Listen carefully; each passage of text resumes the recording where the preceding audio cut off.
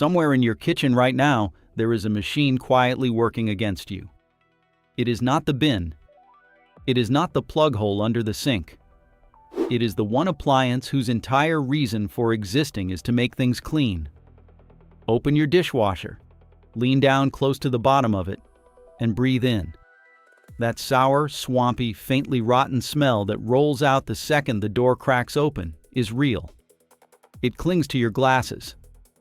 It greets you every time you reach in for a plate. And no matter how many times you run the machine, the smell comes back within a day or two, as if the wash cycle never happened at all. You have probably tried the obvious things. A bottle of dishwasher cleaner from the supermarket, the kind that promises a fresh lemon scent in big letters on the label. A cup of bleach tipped into the bottom of the tub. Maybe you turned the dial to the hottest setting and ran an empty cycle, hoping to boil whatever was living in there into submission. And for a day, perhaps two, it seemed a little better. Then the smell crept back, exactly as strong as before, and you started to wonder whether the machine was simply old or broken, or beyond saving. Here is what almost nobody tells you. The reason your dishwasher smells has very little to do with dirt in the way a dirty plate is dirty. It is because something has been growing inside it, settling into places the wash cycle was never designed to reach. And once you understand where that is, and why it survives everything you have thrown at it so far, you will understand why a method used in Japanese households for decades clears it out completely, using two simple ingredients that together cost less than a cup of coffee. To see the problem clearly, you first need to understand what actually happens to the food that comes off your plates, because it does not simply vanish. Most people imagine a dishwasher as a sealed box that fills with hot, soapy water, swirls it around the dishes, and drains it all away clean. That picture is only half right. When you load a plate with dried egg on the edge or a bowl with a smear of curry sauce, the spray arms blast hot water at it and knock that food loose. But loose food has to go somewhere. It washes down to the bottom of the tub, into a part most people have never looked at twice: the filter. At the base of nearly every dishwasher, usually right under the bottom spray arm, sits a removable filter. Sometimes it is a simple flat mesh, sometimes a cylindrical basket that twists out. Its job is to catch the solid food particles so they are not pumped back up over your dishes. And it does that job well. The trouble is that catching the food is only half the task. Somebody has to remove it. In Japan, where compact dishwashers sit on kitchen counters in millions of small apartments, that filter gets rinsed constantly. In most other homes, it never gets touched at all. Months go by. Years, in some cases. And all that time, the filter is collecting a slowly thickening paste of trapped, rotting food. Now think about the conditions inside that machine between cycles. It is dark. It is warm, because the heating element keeps the interior toasty long after the cycle ends. It is permanently damp because a small amount of water always sits in the sump at the bottom. Dark, warm, damp, and a constant supply of food. If you wanted to design the perfect breeding ground for bacteria and mold, you could not do much better than the inside of a neglected dishwasher between washes. The trapped food in that filter begins to break down, and as it decomposes, it releases exactly the kind of sulfurous, sour gases your nose picks up the moment you open the door. But the filter is only the first source, and on its own it would be easy to fix. The smell is harder to kill than that, and the reason is something most people have never heard of. It is called biofilm. Every time greasy water washes through your dishwasher, a microscopically thin layer of fat and food residue coats the inner surfaces. The walls, the floor of the tub, the inside of the spray arms, the drain. Bacteria settle onto that greasy film and begin to multiply. As they grow, they secrete a slimy protective layer over themselves, a kind of living shield made of sugars and proteins. That shield is biofilm. If you have ever run your finger along the inside rim of a flower vase that held water too long, and felt that slippery, slightly slimy coating, you have touched biofilm. It is doing the same thing inside your machine, except it is feeding on the richest food supply imaginable. And here is why biofilm matters so much. That slimy shield is precisely what makes the smell come back 2 days after you clean. When you pour in bleach or a shop-bought cleaner, the liquid attacks the very top surface of the biofilm. It kills the outermost layer of bacteria, the smell fades, and you think the job is done. But underneath that thin top layer, the colony is untouched. The biofilm shield deflects the cleaner before it can penetrate, and within 48 hours the bacteria have rebuilt the surface and the odor returns. You were never killing the colony. You were trimming the surface of it. Then there is the grease itself. Over months of washing, a film of cooled, hardened fat builds up across the inside of the tub and, more importantly, inside the narrow channels of the spray arms. Those spray arms have small jets drilled into them, and as grease and limescale build up around those jets, they clog. A clogged jet sprays weakly or not at all, which means whole sections of your dishwasher are no longer being washed properly, which means more food residue is left behind, which feeds more bacteria. It is a cycle that gets worse every single week. Next, there is the part of the machine almost nobody thinks to check: the rubber door seal. Run your finger into the folds of the flexible gasket that runs around the edge of the door, the part that presses shut to stop water leaking out. Pull it back gently and look inside the fold. In a neglected machine, you will very often find a black or gray-green slime sitting in there.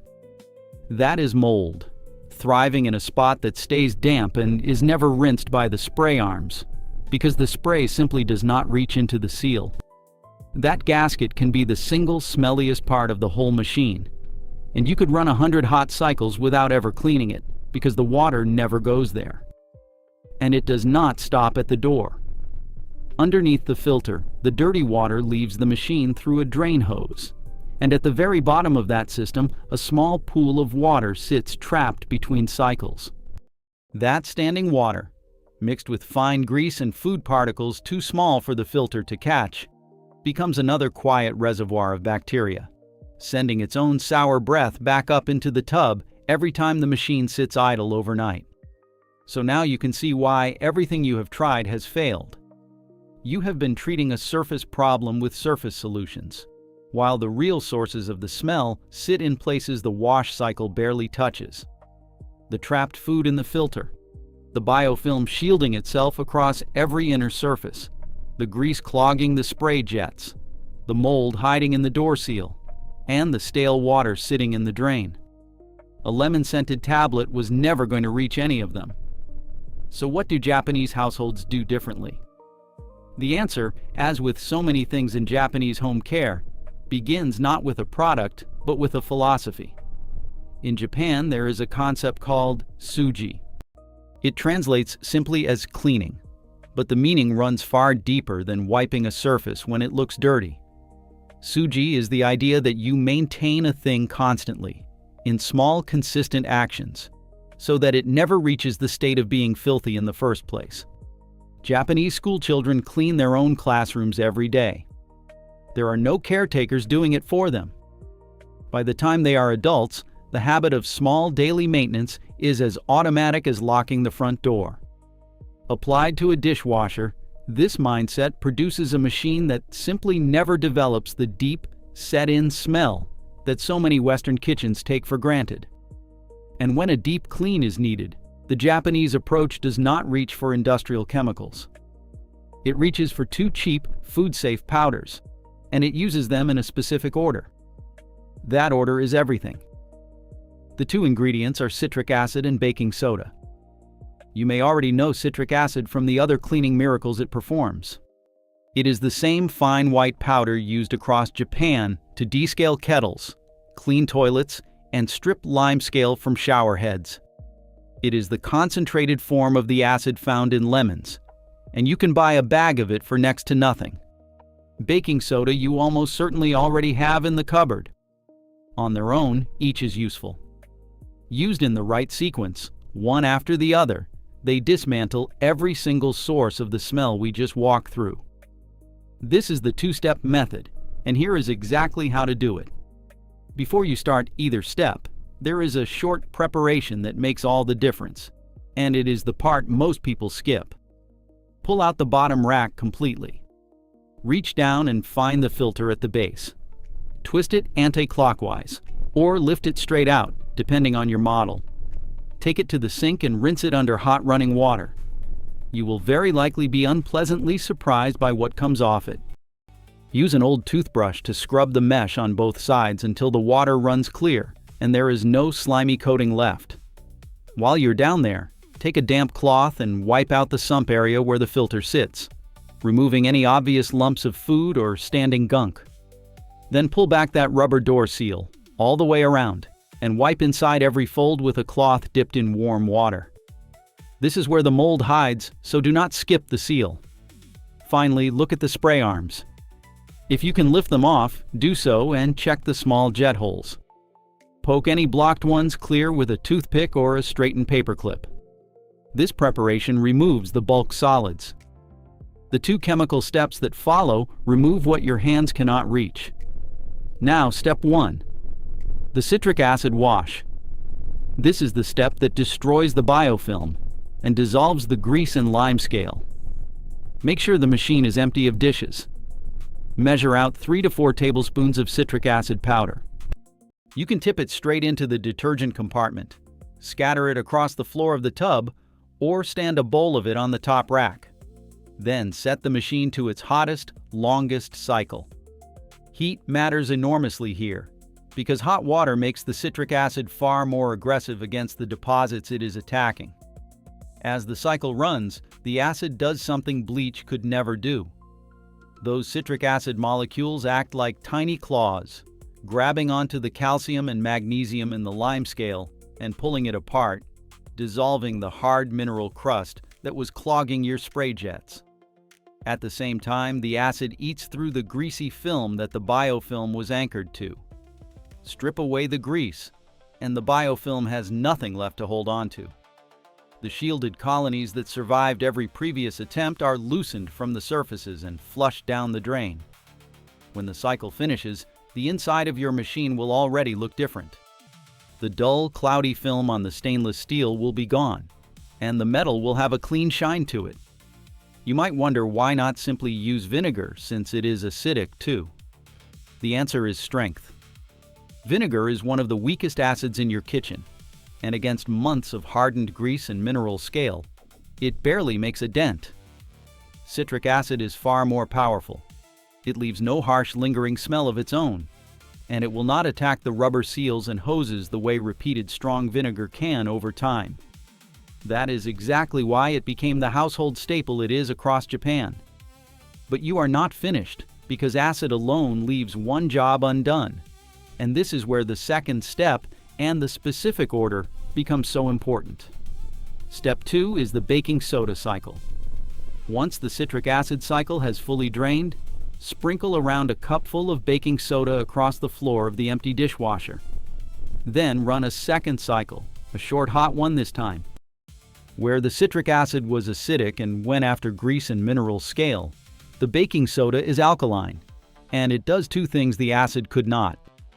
First, it neutralizes the lingering sour odors directly, chemically canceling out the smell rather than masking it with perfume. Baking soda does not cover a smell. It bonds with the acidic odor molecules and neutralizes them at the source. Second, it acts as the gentlest possible polish, lifting away the last traces of loosened grime that the acid wash freed but did not quite carry away. The two powders are chemical opposites, and that is the whole point.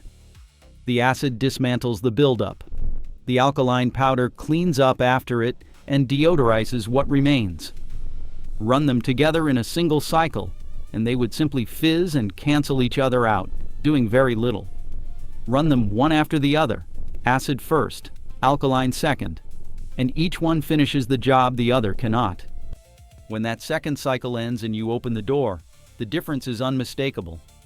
There is no sour note, no swampy undertone. Just clean, neutral, faintly mineral fresh air. The filter is clear, the jets are open, the seal is mold-free, and the biofilm that kept defeating you has been stripped out at its foundation, rather than trimmed at its surface. Now, restoring the machine is only half of the Japanese approach. The other half, the more important half, is making sure you never have to do the full deep clean again. And this is where the philosophy of small daily actions earns its keep. The first habit costs you nothing and takes 10 seconds. Stop loading heavily soiled plates straight into the machine without scraping them. You do not need to rinse every dish until it sparkles. That wastes water, and the detergent actually needs a little food residue to work against. But scrape the big stuff, the bones, the rice, the sauce, into the bin before the plate goes in. The less solid food enters the machine, the less ends up rotting in that filter. The second habit is even simpler. When a cycle finishes and you have unloaded the dishes, leave the door propped open for an hour or two instead of slamming it shut. That single change lets the damp interior dry out. Mold and bacteria cannot establish themselves on a dry surface the way they do on a permanently wet one. A dishwasher that is allowed to breathe between washes stays fresh far longer than one sealed up tight with moisture trapped inside. The third habit is the maintenance ritual. Once a week, take 30 seconds to rinse that filter under the tap. It is the single most effective thing you can do, and almost nobody does it. Once a month, run a quick citric acid cycle, just a tablespoon or two on the hottest setting, to keep the grease and lime scale from ever building up to the point where biofilm can take hold again. Because you are now staying ahead of the problem, that monthly cycle takes the place of the big rescue you just performed. The deposits never get the chance to set, the smell never gets the chance to start, and the inside of your machine stays as clean as the day it was installed. That is the entire system. A short preparation to clear the solids, a citric acid cycle to strip the grease, limescale and biofilm, a baking soda cycle to neutralize and polish, and a handful of small habits to make sure the smell never comes back.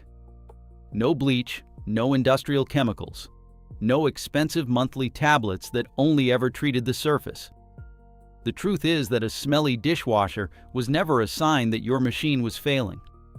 It was a sign that hidden buildup, in places you were never told to look, had been quietly fermenting between every wash. 20 minutes of focused work with 2 cheap powders clears out what months of supermarket cleaners never could.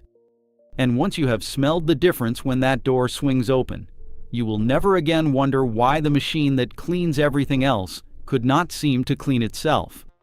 If this was useful, take a second to subscribe.